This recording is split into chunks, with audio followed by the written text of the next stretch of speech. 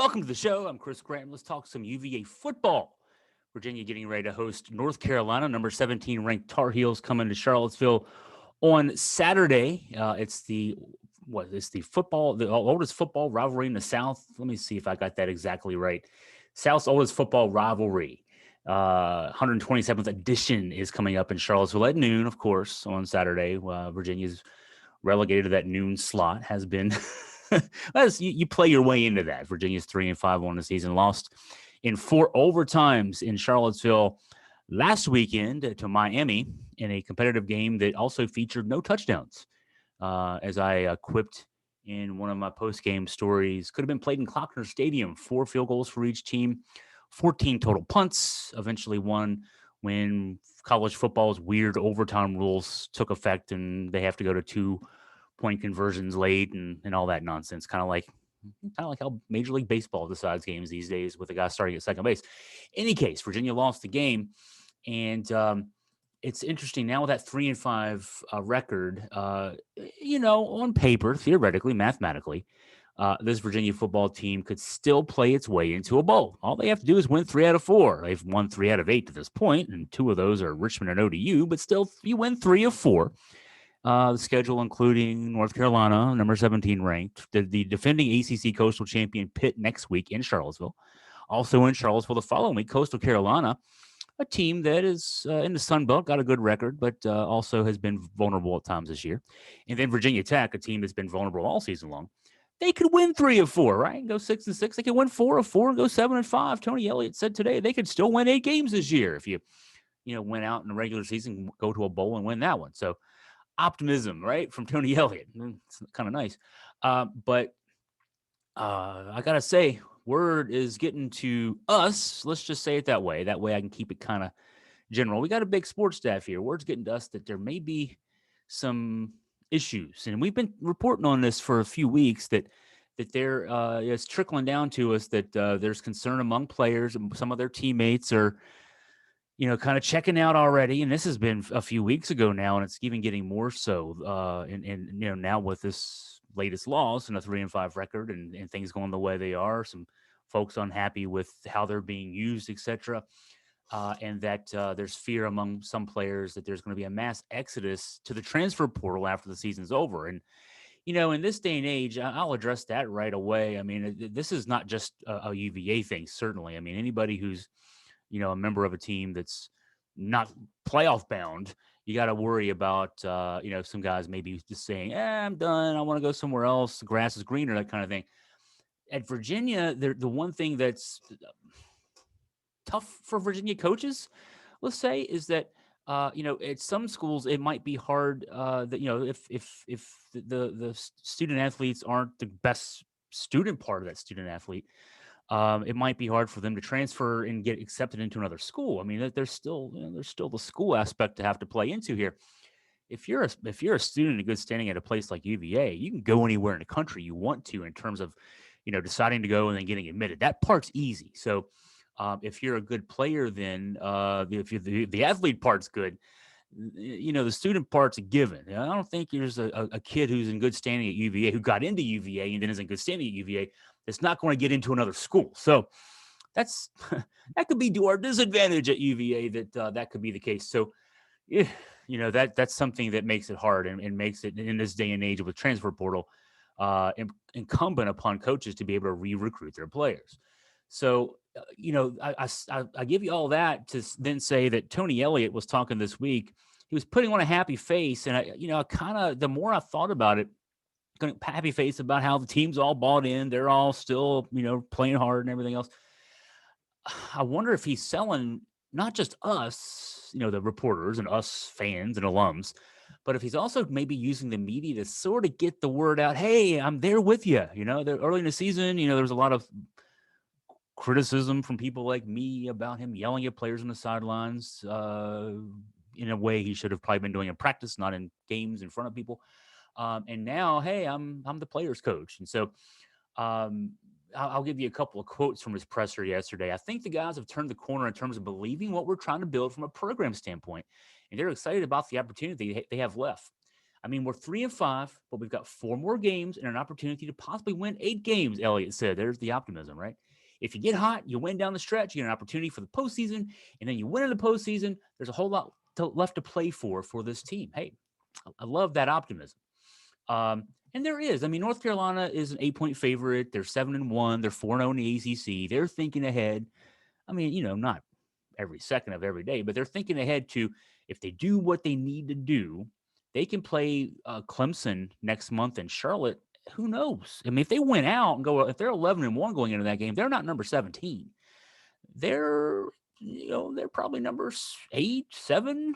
Clemson's number 5 right now. If those two teams go in, if Clemson's 12-0 and Carolina's 11-1, you got to think the winner of that game has got a great. Certainly Clemson undefeated, but if Carolina wins that game and it's 12-1, there's stranger things that have happened about a team that with a record like that, a pedigree like that, in terms of their ability to maybe get a playoff berth. Now, their loss was to Notre Dame, a team that's I think 5-3 right now.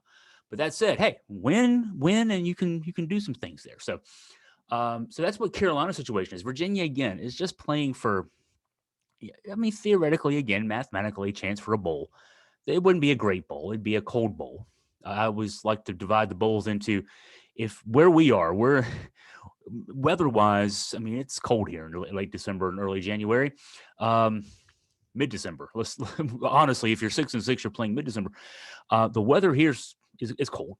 And so if we have to travel north and it's even colder, that's the kind of bowl that 6-6 teams go to. What was it, 2017, the Military Bowl? I've never been colder in my life. It was 2 degrees. I'm not exaggerating. 2 degrees that day, wind blowing 30 miles an hour. Now, of course, I'm in the press box. The heater in the press box broke down. The temperature in the press box was in the 50s. They have these big windows there. It was played in Annapolis, there on the grounds of the U.S. military, of the Naval Academy. Nice stadium, small stadium, 34,000 seats, but these big windows. Thankfully, it's not open air, the press box, because I don't even want to think about how cold that would have been. But mid-50s in the press box, temperature-wise, and those big windows had condensation on them. I was on the front row of the press box, literally having to wipe my window, huge window, every play. So I could see, and the people behind me could see out. That's the kind of bowl you play in when you win 6 games. I don't know that there's too many folks, if you're, that you play football to play in those kind of games. You're playing, a team that wants to beat you because they're not in a Power 5 and you're a Power 5 school. Honestly, I don't know that getting a bowl bid like that keeps too many of the guys who are thinking about transferring out from transferring out. But hey, okay, it's still something. It's something to use to build on there. So more from Tony Elliott to build upon in the locker room. What I need to establish for these guys is, man, it's got to really hurt to lose. And I like what I'm hearing there. That's, again, positivity. But he continued on, when it really hurts to lose, that tells me you're fully invested in a process. You're fully investing in giving everything you have. And then as a competitor and as a winner, you know the cost of playing the game, that I could win or lose. I believe I'm going to win, he said. That's all well and good, but again, the word that's trickling out of the locker room, at least, is that there's a lot of guys who've already checked out. When I say a lot, I don't know if it's a percentage. There's 100 and some guys on the team, including the 85-ish scholarship players. I'm not saying it's a high percentage, but it's a lot of guys. And so that kind of thing can filter out, unfortunately, too. That's the kind of thing that can kind of fester. And what I would suggest this weekend, as we watch this team, whether you're in the stadium, not a lot of you will be in the stadium, but if you're in the stadium or if you're watching on TV, I would watch for the activity on the sidelines. There is a sense that I was in the stadium last weekend. I didn't really pay attention to this myself. You get kind of caught watching the game. You're watching. I'm thinking through the play calls and that kind of thing.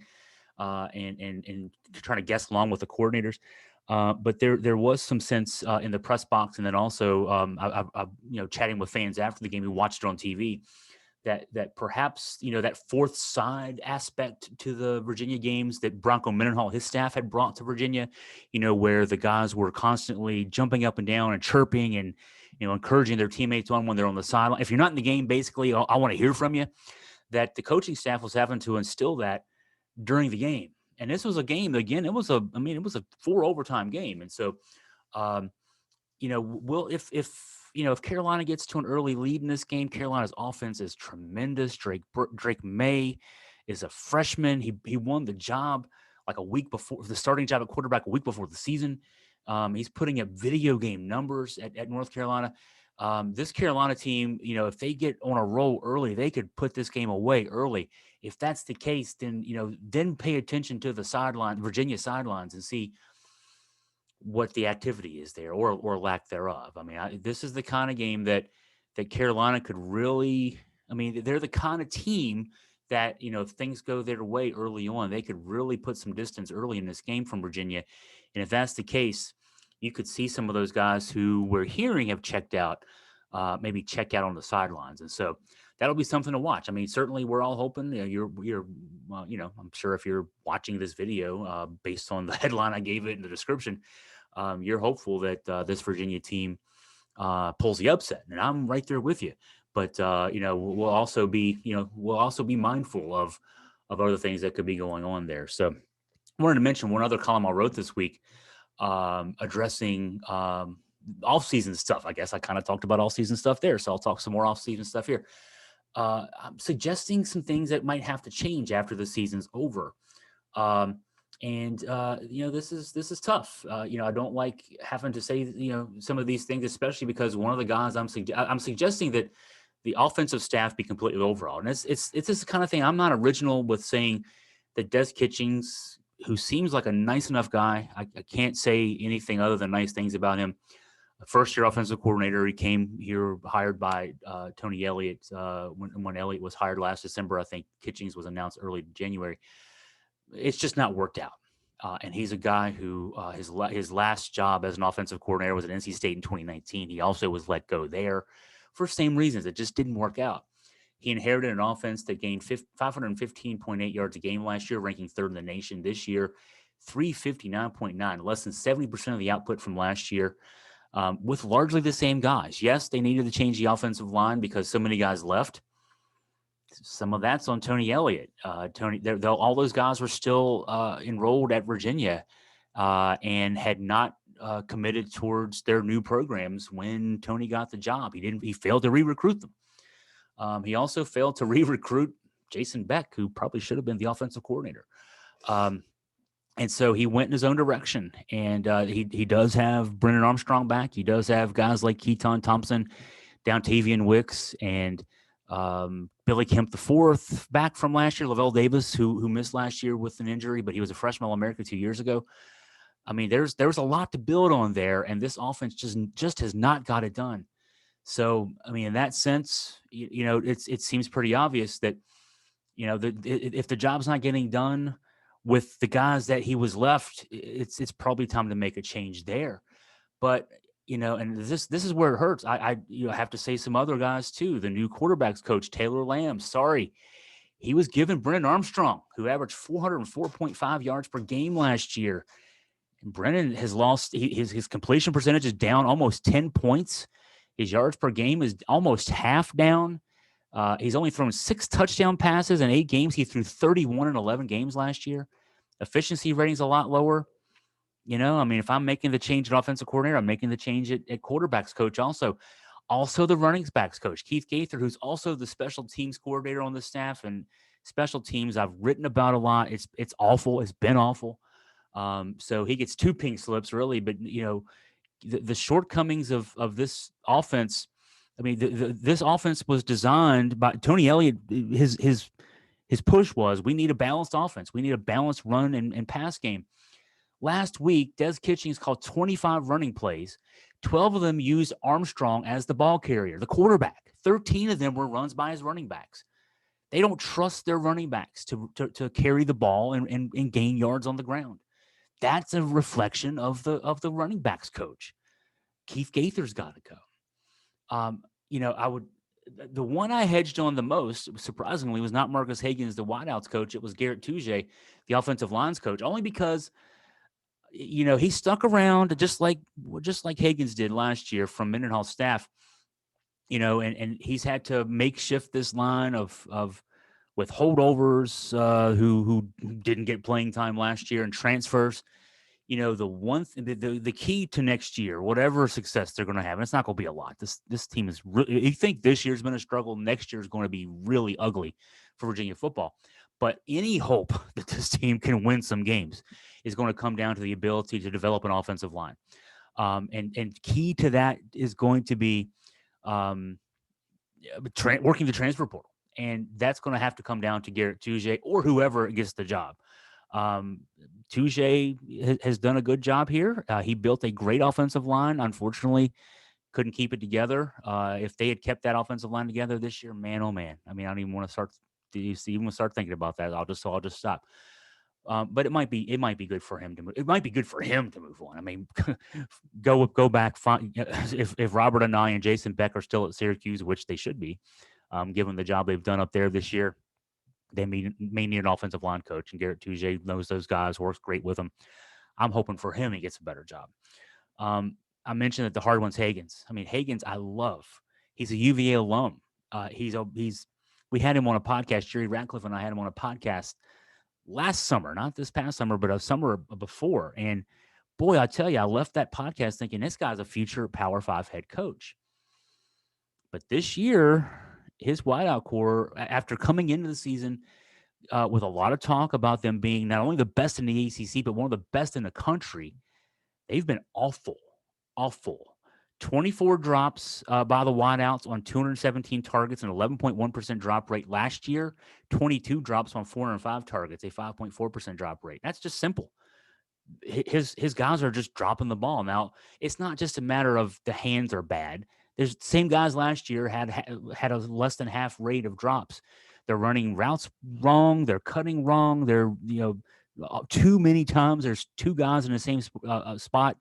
Where Brennan Armstrong's throwing, there's not enough guys running hot routes.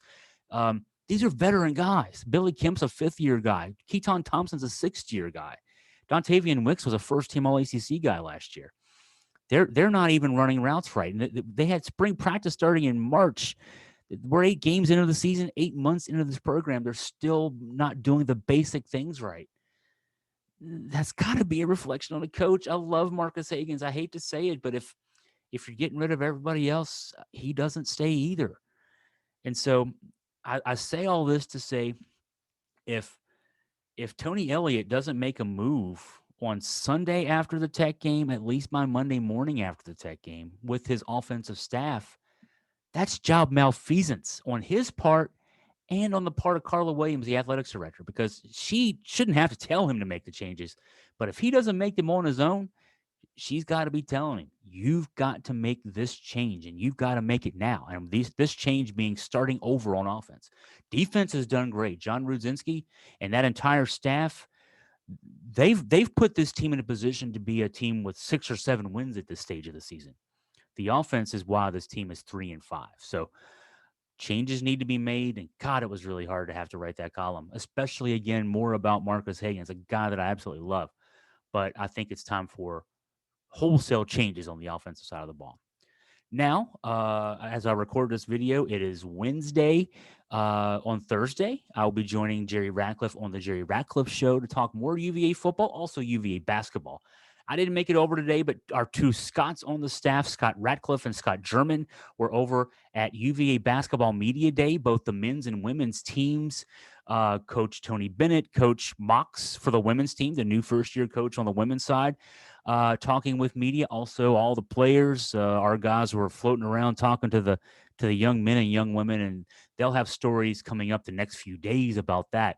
And Jerry, I'm sure, will also have a lot to share from his interviews with players and coaches as well. So look forward to that. And of course, on Saturday, Scott German and I will lead Augusta Free Press's coverage from Scott Stadium of UVA versus UNC. 12 o'clock kickoff. Got to get over there early. Should be nice weather, though. I think the temperatures are supposed to be in the mid-70s eventually Saturday afternoon. I think I saw that at kickoff, 69 degrees. If you can't ask for better weather in November in this part of the country. So should be fun. If you have a chance, go. I'm not going to blame you if you don't. But yeah, it should be fun. So Hey, anyway, thank you so much. If you have anything for me in terms of a question, a comment, you want to tell me I stink, whatever else, Chris at AugustaFreePress.com. Hey, I don't care. You won't hurt my feelings. Thanks so much. Everyone, have a great day.